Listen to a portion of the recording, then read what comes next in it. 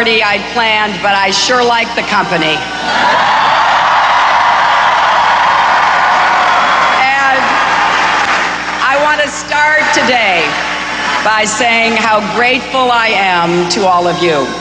To everyone who poured your hearts and your hopes into this campaign, who drove for miles and lined the streets waving homemade signs, who scrimped and saved to raise money, who knocked on doors and made calls, who talked, sometimes argued with your friends and neighbors,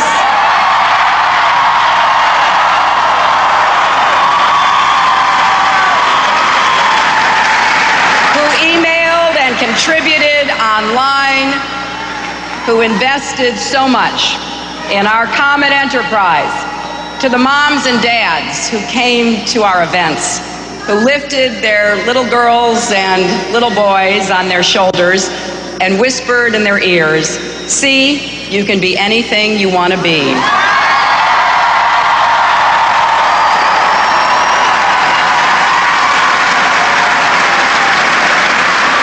To the young people, like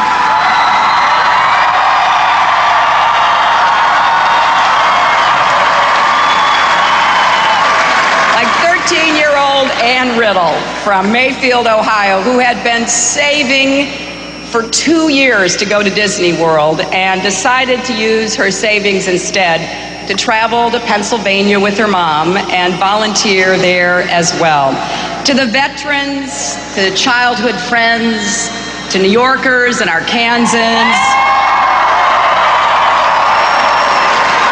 who traveled across the country telling anyone who would listen why you supported me. And to all those women in their 80s and their 90s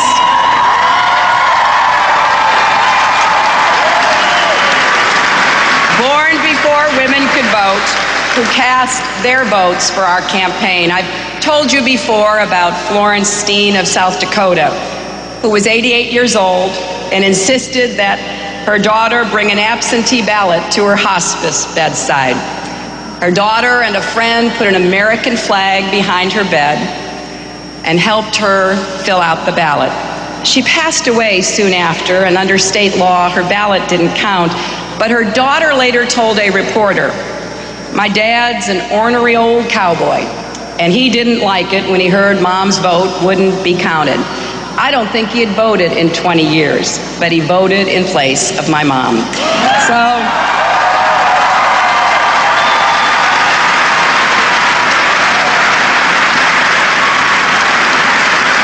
to all those who voted for me and to whom I pledged my utmost, my commitment to you and to the progress we seek is unyielding.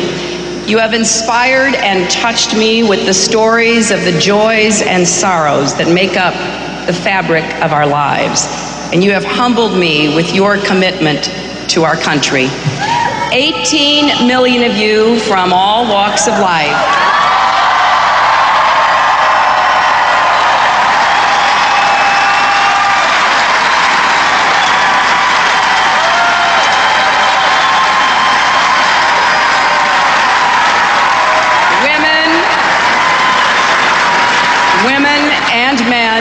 young and old, Latino and Asian, African American and Caucasian,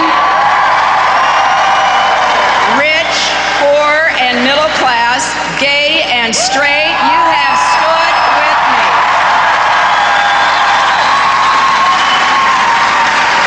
And I will continue to stand strong with you every time, every place, and every way that I can. The dreams we share are worth fighting for. Remember, we fought for the single mom with a young daughter, juggling work and school, who told me, "I'm doing it all to better myself for her." We fought for the woman who grabbed my hand and asked me, "What are you going to do to make sure I have health care?" and began to cry because even though she works 3 jobs, she can't afford insurance. We fought for the young man in the Marine Corps t-shirt who waited months for medical care and said, "Take care of my buddies over there, and then will you please take care of me?"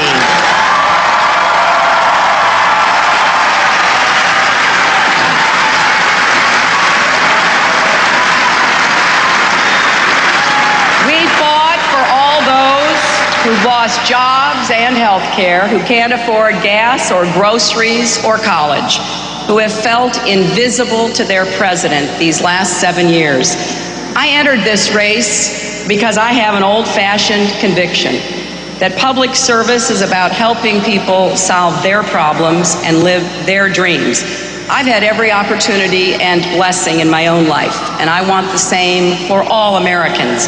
And until that day comes, you'll always find me on the front lines of democracy, fighting for the future.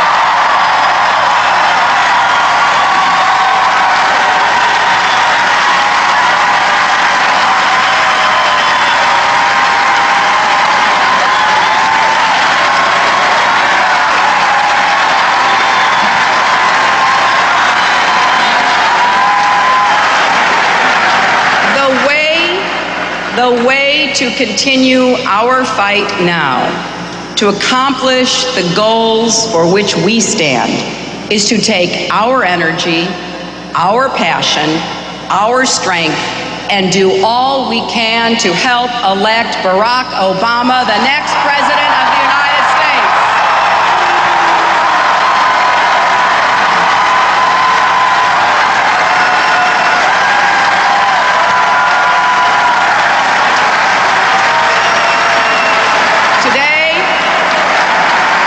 Today, as I suspend my campaign, I congratulate him on the victory he has won and the extraordinary race he has run. I endorse him and throw my full support behind him.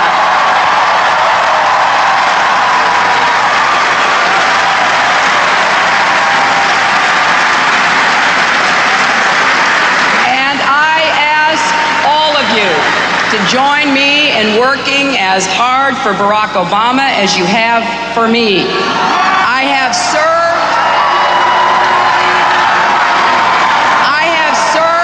in the Senate with him for 4 years. I have been in this campaign with him for 16 months. I have stood on the stage and gone toe-to-toe with him in 22 debates.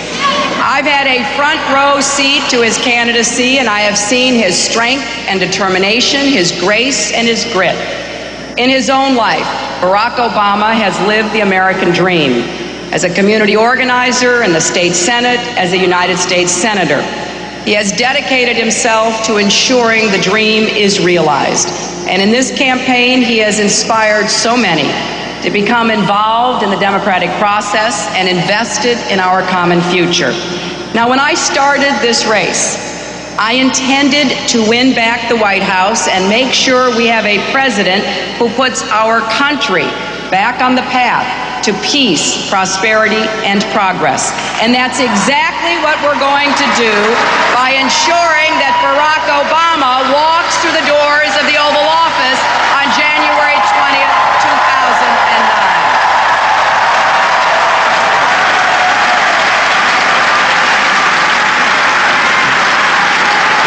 Now, I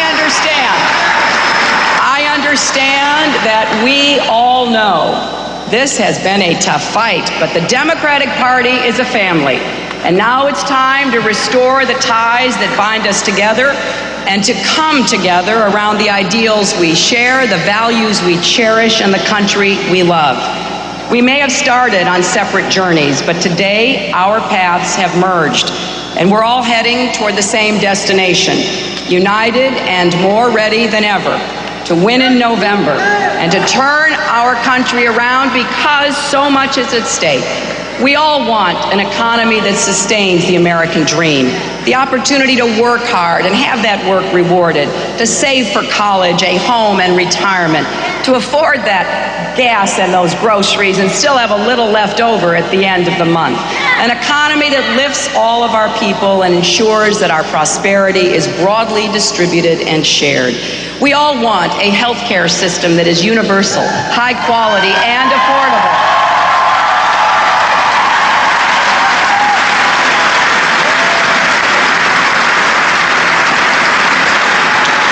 So that parents don't have to choose between care for themselves or their children, or be stuck in dead-end jobs simply to keep their insurance.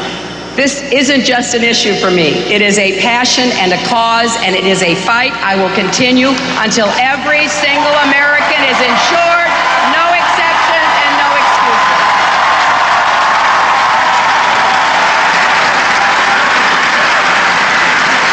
We all want an America defined by deep and meaningful equality, from civil rights to labor rights, from women's rights to gay rights, from ending discrimination to promoting unionization to providing help for the most important job there is, caring for our families. And we all want to restore America's standing in the world, war in Iraq, and once again lead by the power of our values, and to join with our allies to confront our shared challenges, from poverty and genocide to terrorism and global warming. You know, I've been involved in politics and public life in one way or another for 4 decades. And during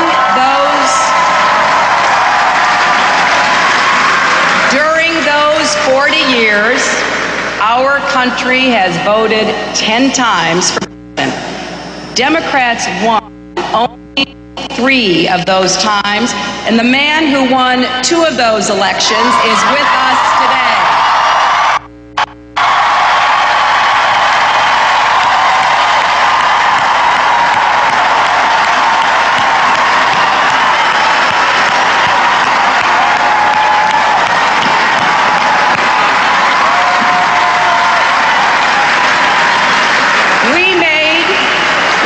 Tremendous progress during the 90s under a Democratic president, with a flourishing economy and our leadership for peace and security respected around the world.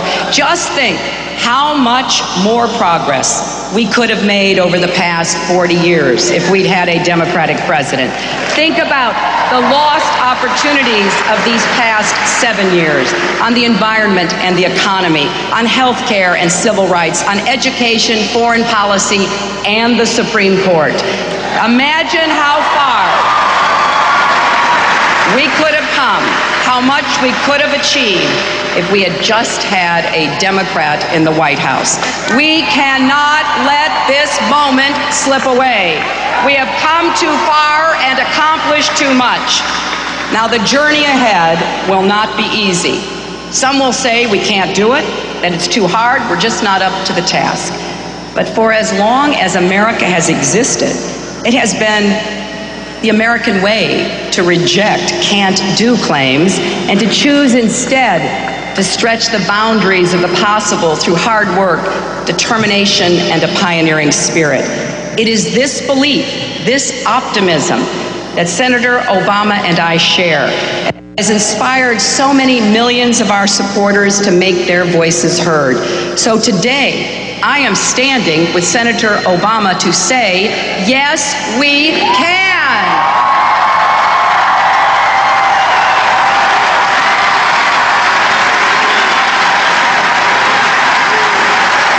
And that together, we will work. We'll have to work hard to achieve universal health care, but on the day we live in an America where no child, no man, and no woman is without health insurance, we will live in a stronger America. That's why we need to help elect Barack Obama our president. We'll have to work hard to get back to fiscal responsibility and a strong middle class. But on the day we live in an America whose middle class is thriving and growing again, where all Americans, no matter where they live or where their ancestors came from, can earn a decent living, we will live in a stronger America, and that is why we must help elect Barack Obama our president.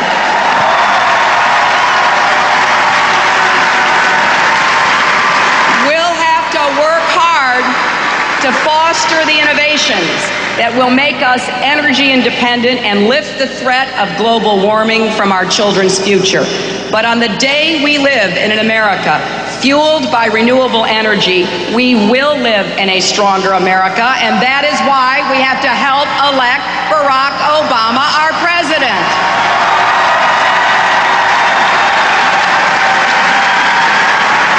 We'll have to work hard to bring our troops home from Iraq and get them the support they've earned by their service.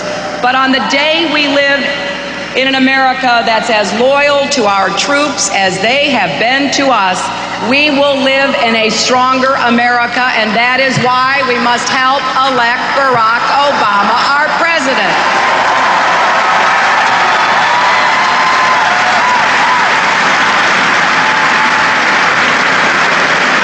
This election is a turning point election, and it is critical that we all understand what our choice really is. Will we go forward together, or will we stall and slip backwards? Now think how much progress we've already made. When we first started, people everywhere asked the same questions. Could a woman really serve as commander-in-chief? Well, I think we answered that one.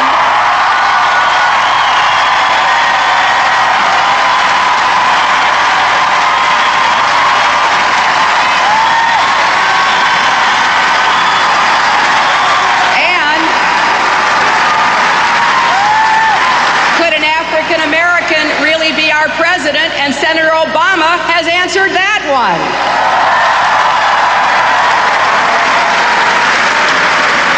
Together, Senator Obama and I achieved milestones essential to our progress as a nation, part of our perpetual duty to form a more perfect union. Now, on a personal note, when I was asked what it means to be a woman running for president, I always gave the same answer, that I was proud to be running as a woman, but I was running because I thought I'd be the best president.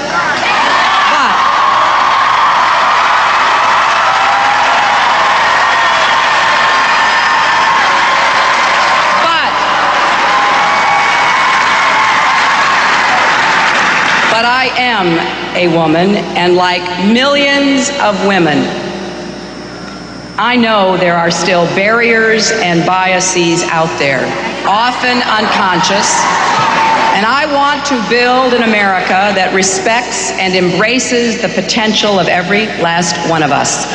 I ran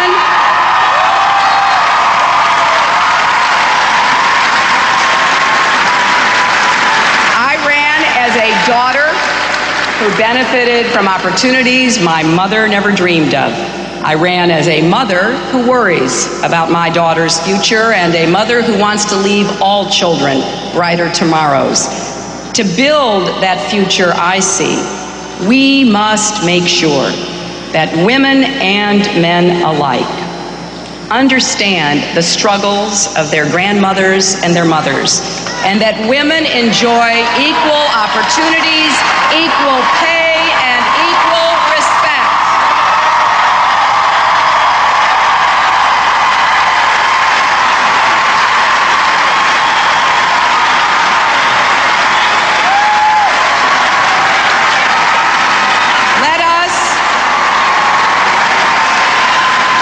Let us resolve and work toward achieving some very simple propositions.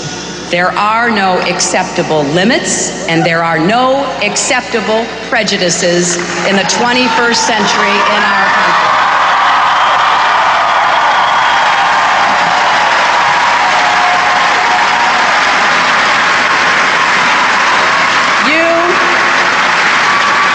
You can be so proud that from now on, it will be unremarkable for a woman to win primary state victories. Unremarkable to have a woman in a close race to be our nominee. Unremarkable to think that a woman can be the President of the United States. And that is truly remarkable, my friends.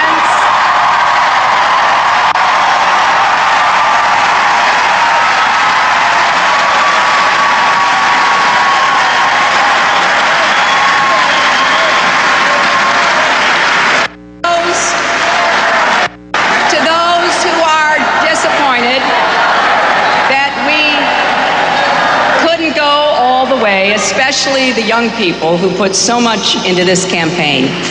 It would break my heart if in falling short of my goal, I in any way discouraged any of you from pursuing yours. Always aim high, work hard, and care deeply about what you believe in. And when you stumble, keep faith. And when you're knocked down, get right back up and never listen to anyone who says you can't or shouldn't go on.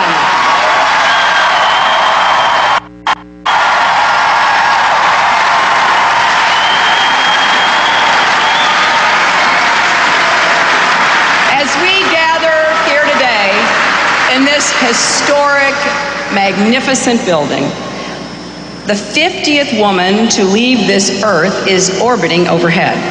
If we can blast 50 women into space, we will someday launch a woman into the White House.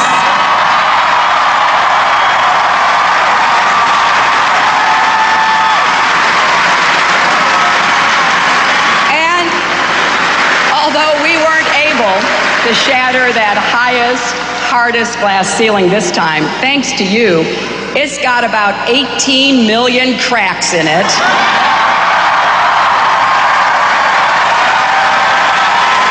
And the light is shining through like never before, filling us all with the hope and the sure knowledge that the path will be a little easier next time.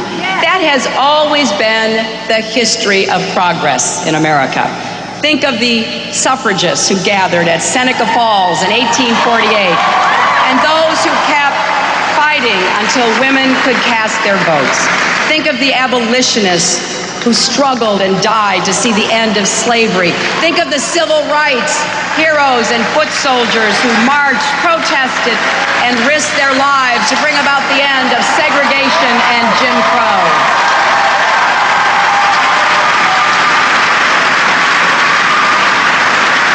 Because of them, I grew up taking for granted that women could vote, and because of them, my daughter grew up taking for granted that children of all colors could go to school together. Because of them, Barack Obama and I could wage a hard-fought campaign for the Democratic nomination. Because of them and because of you, children today will grow up taking for granted that an African American or a woman can, yes, become the President of the United States. And so,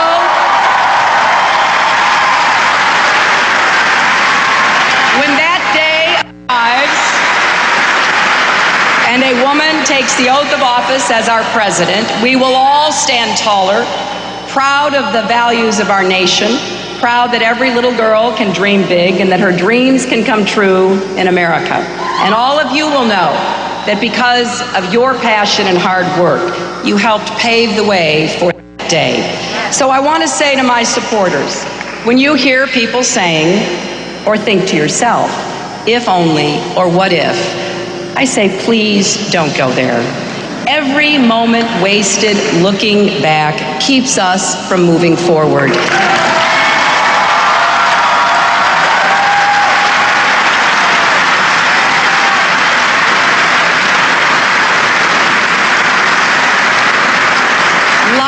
Is too short, time is too precious, and the stakes are too high to dwell on what might have been. We have to work together for what still can be, and that is why I will work my heart out to make sure that Senator Obama is our next president. And I hope and pray that all of you will join me in that effort.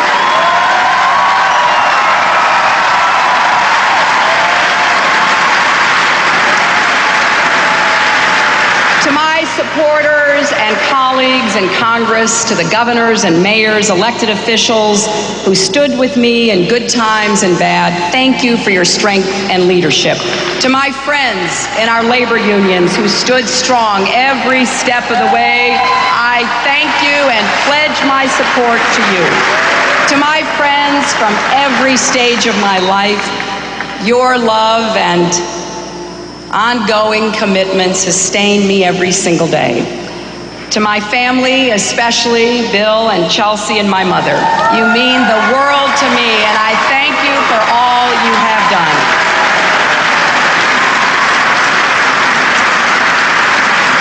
And to my extraordinary staff, volunteers, and supporters,